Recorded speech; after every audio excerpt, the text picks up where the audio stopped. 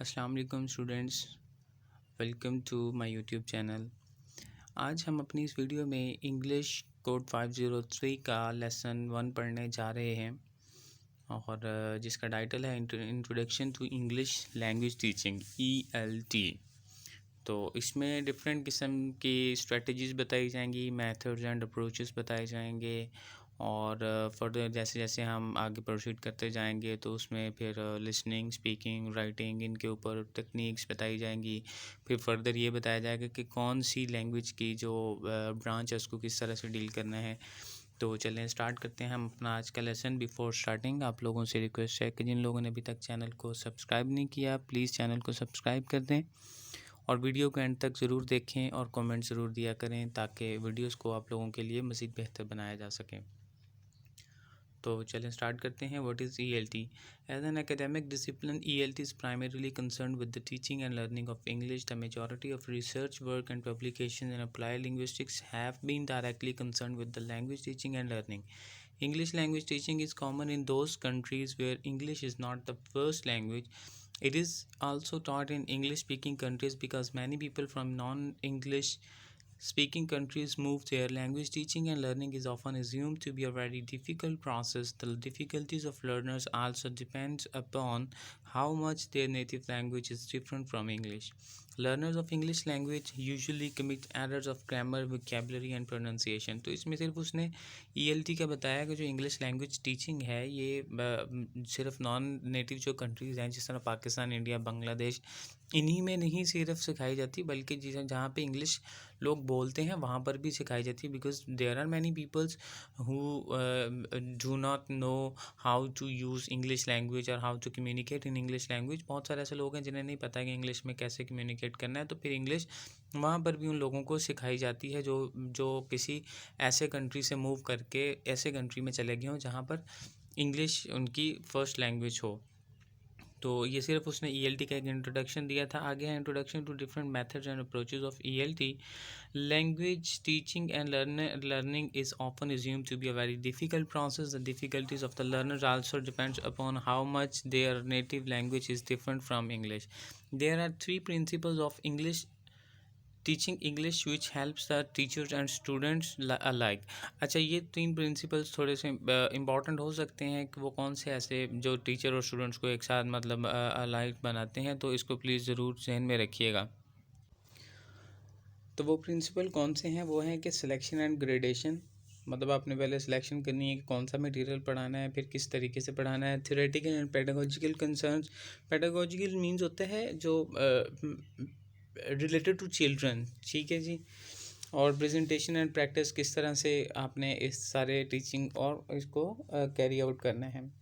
Introduction to different methods and approaches of ELT. The history of English teaching is generally considered to be history of its methods and approaches. Distinction between approach, methods and technique. ये तीनों important question है कि approach, method, technique, इन तीनों की definition आ सकती है, किसी एक MCQs में भी आ सकते हैं, तो इसको ज़रूर रखिएगा। वो ये कह रहे हैं कि अब डिफरेंट किस्म के जो मेथड्स हैं, जितनी लैंग्वेज टीचिंग की हिस्ट्री है उसी तरह मतलब जो history of methods and approaches भी है, एज मतलब with the passage of time methods और टीचिंग किस तरह से नए नए आते रहे। The level at which assumption and beliefs about language and language learning are specified is called approach.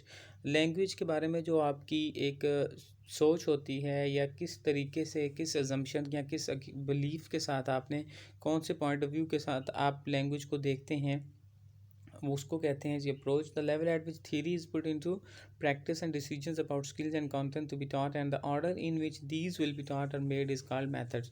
और फिर आगे है कि आपने ये डिसीजन करना है कि जो आप लैंग्वेज के बारे में जो आपको थ्योरेटिकल नॉलेज है, ठीक है, अब उसको प्रैक्टिस में आपने किस तरीके से लेकर आना है, ठीक है।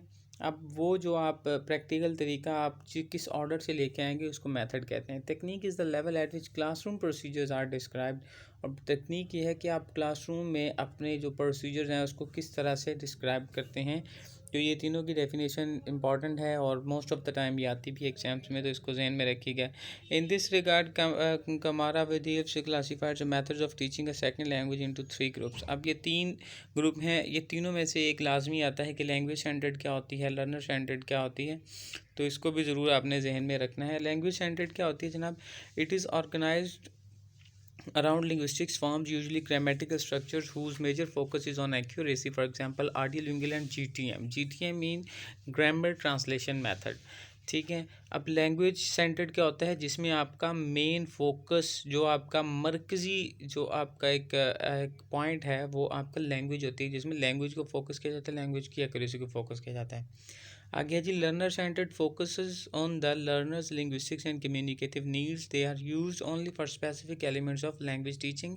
For example CLT, communicative language teaching इसको शायद कहते हैं। ठीक है जी, CLT। तो वो कहते हैं कि लर्नर सेंटर्ड में आपका जो मरकज़ी पॉइंट, जो आप जिस पर आपका सबसे ज़्यादा फोकस होता है, वो लर्नर के ऊपर होता है कि उसकी ज़रूरियात क्या हैं, जो कि कम्युनिकेशन से कंसर्न्स हैं। तो आगे है जनाब लर्निंग सेंटर्ड। ठीक है जी, learning centred method defines the content to be taught in non linguistic terms, task and topics. ठीक है जी, ये TBL होता है, टास्क बेस्ड लर्निंग। मतलब इसमें आपकी लर्निंग को फोकस किया जाता है, लर्निंग के ऊपर ज़्यादा जो कंटेंट है उसको फोकस किया जाता है कि किस तरह से आपको डिफरेंट डिफरेंट टास्क देकर आपको लर्निंग करवाई जाएगी। इंपॉर्टेंट मेथड्स हैं, इनके बारे में आगे बहुत ज़्यादा एक्सप्लेनेशन भी बहुत सारे मेथड्स की आएगी। सबसे पहले ग्रामर ट्रांसलेशन मेथड है, is ensure largely by translation to or from. जिस तरह हम नॉर्मली करते हैं कि इंग्लिश के पैराग्राफ को इंग्लिश में उर्दू में ट्रांसलेट करते हैं, उर्दू को इंग्लिश में ट्रांसलेट करते हैं, तो ये वो वाली अप्रोच है। The structural approach in envisages the language is a complex structure of grammatical rules which are to be learn one by one in a set of order. अब स्ट्रक्चरल अप्रोच ये है कि आपको वन बाय वन आपको सारे rules सिखाए जाते हैं, फिर उसके ऊपर प्रैक्टिस करवाई जाती है, ग्रामेटिकल रूल्स को लिया जाता है पहले। Direct method focuses on the teaching delivery completely in the target language. Direct method में ये है कि डायरेक्ट आपको अगली जो टारगेट लैंग्वेज उसमें पढ़ाना शुरू कर दिया जाता है, और आप उसी में फिर आपके सारा प्रोसीजर चल रहा होता है। The idea behind audiolingual method is that the learning of a language is similar to training habits in life. अब ऑडियोलिंगुअल मेथड क्या होता है कि आपको दूसरी ज़ुबान में कोई चीज़ सुनाई जाती है, फिर आप उसको रिपीट करते हैं, आप उसको प्रैक्टिस करते जाते हैं। इस तरह से आप लिसनिंग भी करते हैं और आप स्पीकिंग भी करते हैं। Audiolingual method total physical response method, आपको कोई एक्शन दिया जाता है, focuses on the importance of oral comprehension. The learners reply to simple instructions. For example, किस तरह से होता है कि आपको छोटी छोटी इंस्ट्रक्शन दी जाती हैं, teacher open the door, close the door, इस तरह की छोटी छोटी इंस्ट्रक्शन में, जिसमें इंस्ट्रक्शन दी जाती है, जिसमें आपका फिजिकल रिस्पॉन्स भी शामिल होता है। कम्युनिकेटिव लैंग्वेज टीचिंग आती है जी, aims to assist learners to communicate effectively in the different real life situation. आपको डिफरेंट रियल लाइफ सिचुएशन दी जाती हैं, जिसमें आपको कहा जाता है कि आप डिस्कशन करें या कोई एक्टिविटी कैरी आउट करें। टास्क बेस्ड लैंग्वेज लर्निंग क्या है जी, अ फॉर्म ऑफ CLT है, focuses on the completion of a learning task by using the target language. ये CLT की ही एक फॉर्म है, लेकिन इसमें क्या किया जाता है, एक टास्क दिया जाता है कि उस टास्क के ऊपर ही आपने सारा कुछ करना होता है। The natural approach aims to finding the similarities between learning at the first and the second language. Usually there is no correction of mistakes here. और नेचुरल अप्रोच में क्या है कि सिर्फ फर्स्ट और सेकंड लैंग्वेज लर्निंग के दरमियान में सिमिलरिटीज़ को फाइंड आउट करना होता है। Introduction to assessment of learners. आप जाहिर है जब आप लर्निंग करवा रहे हैं या लर्निंग कर रहे हैं, तो फिर आपकी असेसमेंट भी होनी चाहिए कि आपकी परफॉर्मेंस क्या चल रही है।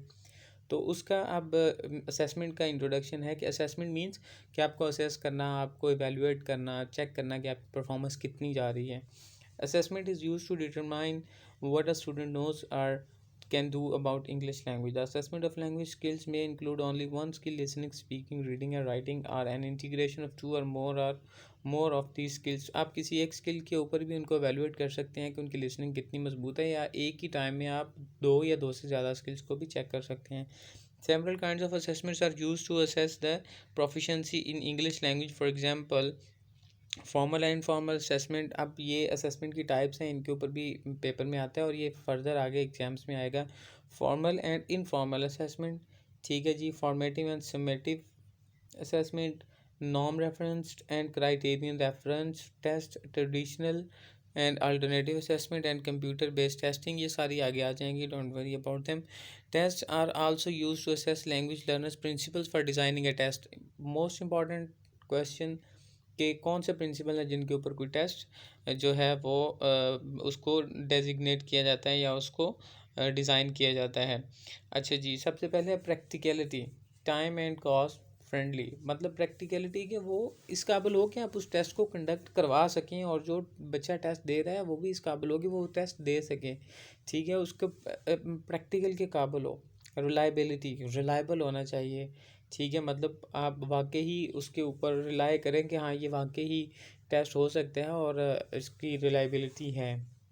Validity, measure what it is suppose to be measure, जिस चीज़ के बारे में आप टेस्ट ले रहे हैं उस चीज़ को ही परफॉर्मेंस को मैयर करने के लिए हो, ना कि आप टेस्ट लिसनिंग का ले रहे हैं और आप कंटेंट सारा राइटिंग वाला डाल रहे हैं। तो इसलिए जो टेस्ट लें उसके लिए प्रिंसिपल है कि सबसे पहले वो प्रैक्टिकलिटी होनी चाहिए, रिलायबिलिटी होनी चाहिए और वैलिडिटी होनी चाहिए।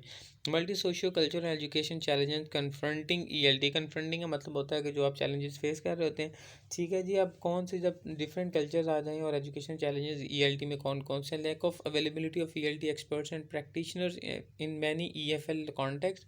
अब जो इंग्लिश लैंग्वेज टीचिंग में हमें जो एजुकेशनल चैलेंज जो आ रहे हैं वो ये हैं, सबसे पहले कि ईएलटी एक्सपर्ट्स नहीं है, ठीक है। लैंग्वेज टीचिंग एक्सपर्ट्स नहीं है पाकिस्तान में या किसी भी जगह पर आप कह लें, ये जनरल बात की जा रही है। आ गया जी क्लासरूम पोजीशनिंग, फिर क्लासरूम में उस तरह से मटेरियल भी अवेलेबल नहीं है। Difficulties in interacting with native speakers in schools about both social and academic topics. फिर जब कोई नेटिव स्पीकर आ जाता है तो हमारी लिसनिंग इतनी, हम उसके साथ इंटरेक्ट करने में हमें बहुत ज़्यादा डिफ़िकल्टीज होती हैं। In classrooms group activities students often do not contribute well because of discomfiture about their English. अब बहुत सारे जो स्टूडेंट्स होते हैं, जब आप क्लासरूम में उनसे कोई एक्टिविटी करवाते हैं तो वो पार्टिसिपेट नहीं करते because they are not comfortable with English, और उन्हें इस चीज़ का वो एक एहसास है कि हमें तो इंग्लिश बोली नहीं जाएगी, हम कैसे बोलेंगे, तो इस वजह से वो पार्टिसिपेट भी नहीं कर पाते हैं।